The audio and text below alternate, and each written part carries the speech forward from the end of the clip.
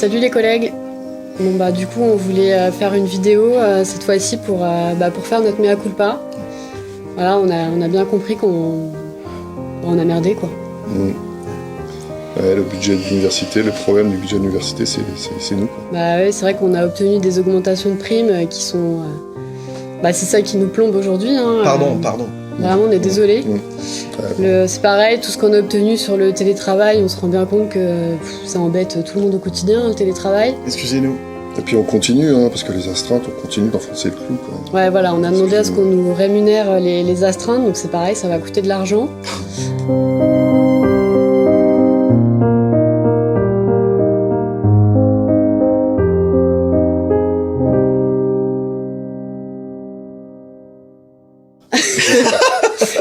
Bon, c'était la petite blague pour démarrer, pour vous dire que non, on va pas s'arrêter là, évidemment.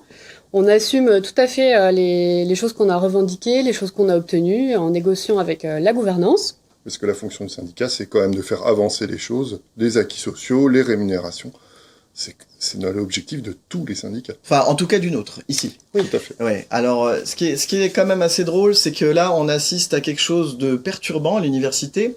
C'est que il y a quand même pas mal de personnes qui ciblent, pour les problèmes budgétaires, l'augmentation des primes BIATS. Voilà. Alors, on rappelle qu'à l'université, si on regarde ce que gagnent les BIATS, c'est 30 millions, un peu moins de 30 millions de la masse salariale.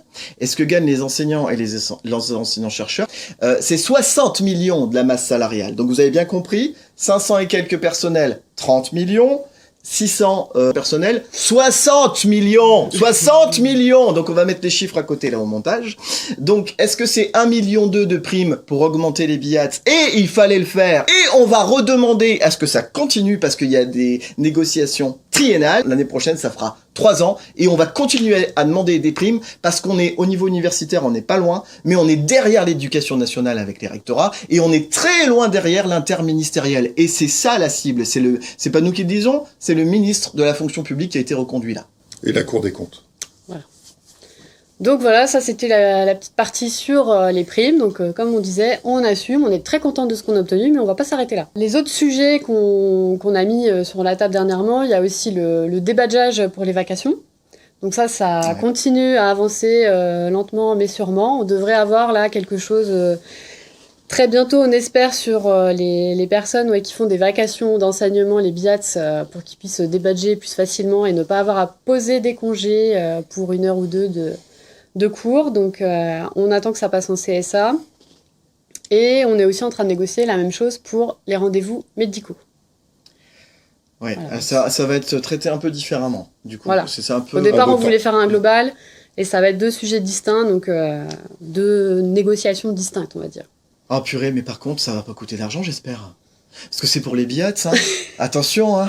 Ça va coûter des sous, ça, ou pas? Non, mais ça va même aider, ça va aider les composantes, ça va aider les laboratoires et tous ceux qui portent des formations, d'avoir des agents qui puissent venir faire des cours. Les collègues qui font des vacations à l'université, ce sont les responsables de formation qui viennent les chercher pour leurs compétences. Ils en ont besoin. Autre sujet dont on voulait vous parler, c'est là le calendrier des inscriptions au concours, ITRF et autres.